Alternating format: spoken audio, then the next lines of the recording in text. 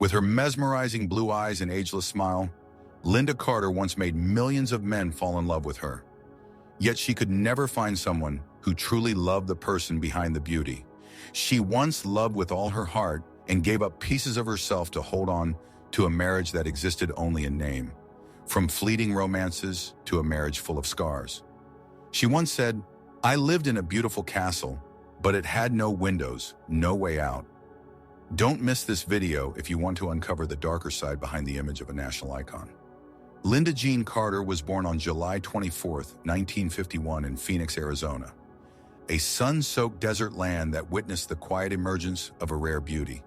With a heritage blending American, Mexican, and Irish roots, the young girl possessed a face that was both striking and soft, a beauty that made it hard for anyone to look away.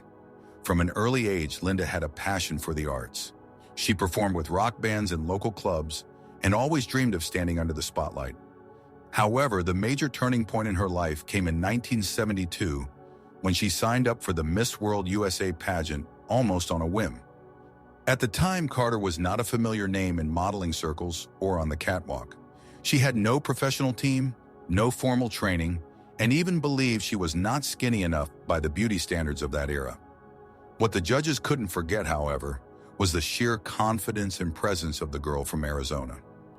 On a stage filled with stiff expressions and heavily made-up faces, Lynda Carter appeared natural to the point of boldness.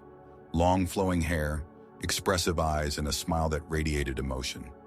At the time, the media even speculated that one judge changed their vote at the last minute just because of her gaze. No one expected a girl without industry backing from outside the entertainment hubs to rise and claim the highest title of Miss World USA that year. But what few people knew after being crowned, Lynda Carter turned down most offers for lingerie modeling and provocative ads. Decisions considered off-brand for a beauty queen at the time. She once declared, "I don't want to be known for the dress I wear, but for the way I walk in it." That was the first declaration of a woman who knew who she was and wanted to define her own destiny. However, that very choice caused Carter to lose favor with some major promoters. After winning the crown, she rarely appeared in large-scale commercial campaigns. Some in the industry labeled her a conservative queen. But to Lynda, that didn't matter because she had already seen a different path. Not just the stage, but the screen, a place where she could tell her own story. In 1975, after a series of lackluster television roles, Lynda Carter was invited to audition for a project that no one had high hopes for, a TV series called Wonder Woman, produced by ABC. At first, even Carter doubted herself. She wasn't a professionally trained actress, had never done action scenes, and Hollywood still saw her as a smiling beauty queen, rather than a serious artist. But the moment she put on the costume with its crown, silver bracelets, and power belt, Lynda Carter didn't just play Wonder Woman, she became the very figure the world was longing for. A woman who was strong, independent, alluring, and invincible. After just one episode aired, Lynda Carter became an overnight sensation. Her name was everywhere. Little girls begged their parents for red capes and grown men plastered her posters on their walls. But that was also when Carter began to feel he waved. But deep down, she began to feel like the very poster image of her character. Motionless, stuck in place, with no one really listening. When the series ended in the early 1980s, many believed Lynda Carter would break into film, that Hollywood would open its arms to such a powerful icon. But what followed was silence. Roles fell through, directors passed her over, and the name Lynda Carter slowly became tied to a single identity, Wonder Woman. In 1977, at the height of her fame, Lynda Carter entered her first marriage with Ron Samuels, one of the most powerful talent agents in Hollywood at the time. In the media, it was hailed as a golden match, a rising star and a seasoned industry mogul. But behind closed doors, what unfolded wasn't love. It was a power dynamic disguised as a marriage.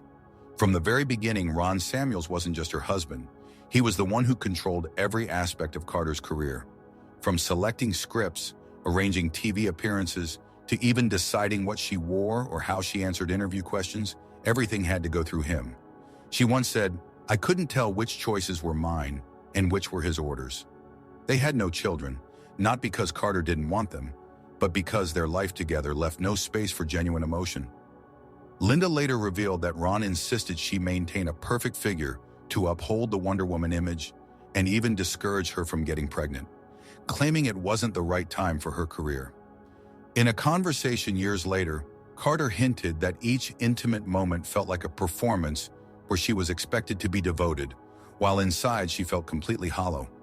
In her private journal, she once wrote, "I felt like I was lying next to a man, thinking about contracts, not about me."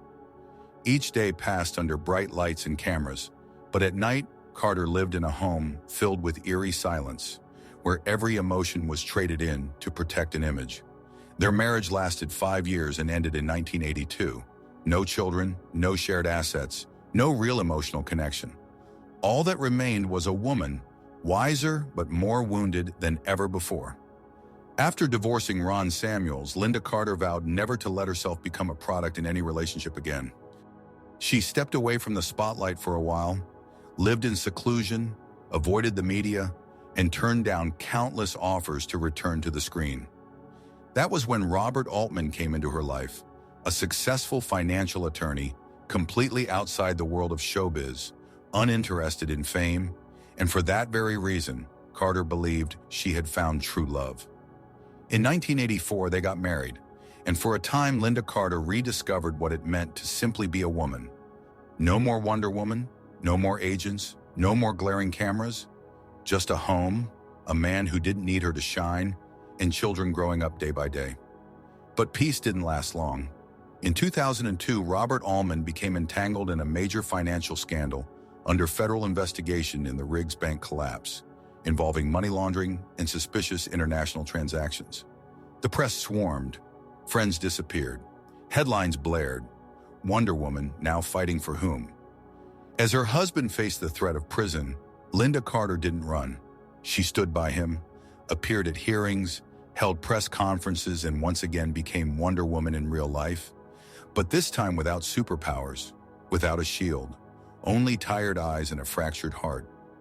Close sources revealed she broke down more than once in the bathroom, crying until she had to be hospitalized for dehydration. But outside, she still wore lipstick, still smiled, and still told the press, "My husband is a good man. I believe in him."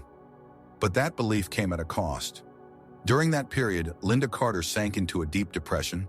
She started drinking, at first 1 glass to sleep, then 3 to forget. She drifted from her children, withdrew from public events, and couldn't even remember the last time she had truly laughed. It wasn't until 2008, when she made the decision to enter rehab, that she finally admitted, "I love Robert, but I lost myself trying to hold on to him." That statement shocked many because even though her second marriage was grounded in real love, it came at the price of Lynda Carter's career, her identity, and part of her soul. Lynda Carter wasn't just Wonder Woman on screen, she was Wonder Woman in real life. A woman who loved with all her heart, sacrificed without condition, and fell in silence more times than anyone knew, just to rise again with her dignity intact. From a girl in Arizona who entered a beauty pageant on instinct to a beauty icon trapped in the glare of fame, and then a wife, a mother silently fighting through scandal, isolation, and depression. Lynda Carter never gave up on herself. She wasn't a perfect woman perfect, but that's exactly why she became a timeless symbol for anyone who has ever been hurt, ever felt lost, or ever believed they weren't worthy of love. If this story moved you in any way, don't forget to subscribe and hit the notification bell because there are many more real lives waiting to be told with respect and deep empathy.